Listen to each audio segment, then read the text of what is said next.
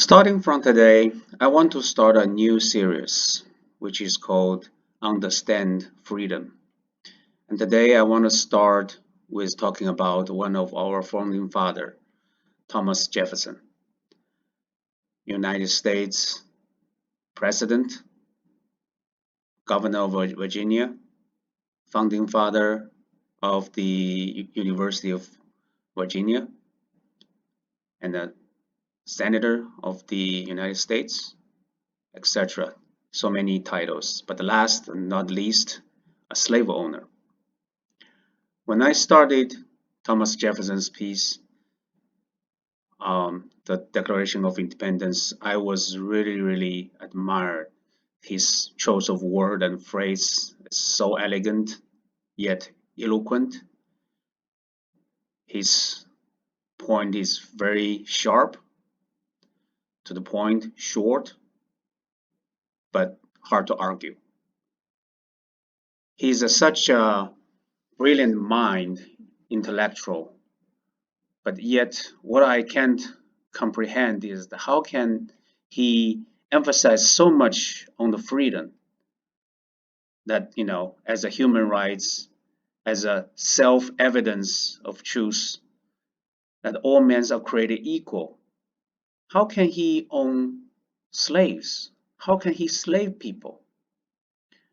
I wasn't understanding that when I was still in China. Uh, couldn't actually comprehend it when I came to the United States either. It is actually my first time visit Monticello in Virginia, his home, did I suddenly realized, oh my God, he didn't treat black people as human beings. That is the only explanation I can make, that he can, on the one hand, create such an important document for the mankind, and on the other hand, he treats other people, human beings, are non-human. How could you comprehend that? I couldn't answer that questions. Not until my second chance of visiting Monticello, I start to realize maybe I shouldn't actually entangle myself in such a dilemma. Because even what he wrote on the Declaration of Independence, or in the US Constitution, maybe he means man doesn't include people of other color. But we, as a human being, we shouldn't regard ourselves anything but what he mentioned in that document. To me, it doesn't matter whether he means man actually means white man. I highly doubt that, but again, since he um, did enslave people, you know, black people, I do believe that he does show quite a bit of hypocrisy when he wrote such a beautiful piece. So to me, that is a fact. Hard to comprehend, but it is a fact.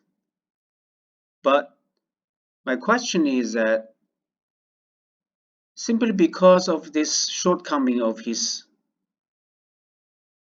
him as a person, should we disqualify what he wrote in that document?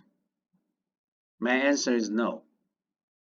Because in my point of view, once he wrote that piece, doesn't matter what he means, from his point of view, it was endorsed by other founding fathers too. They signed their name on it. They put their life on the line for it. And not all of them are slave owners. So once this piece become public, and especially if if day comes that I swearing as Americans, I will take that piece as my own word. Because once that piece of paper was signed by the founding fathers, it has become public. I have a piece on it too. I took it, I hold it as my own. And it is my belief that all men are created equal, that all human beings, doesn't matter what his skin color is. Actually, it doesn't even matter what gender you are. We are all created equal. And that's what I want to say about Thomas Jefferson. And also, that's what I view what the Declaration of Independence is. It is not his anymore. It is mine. That is my Declaration of Independence. That is my belief.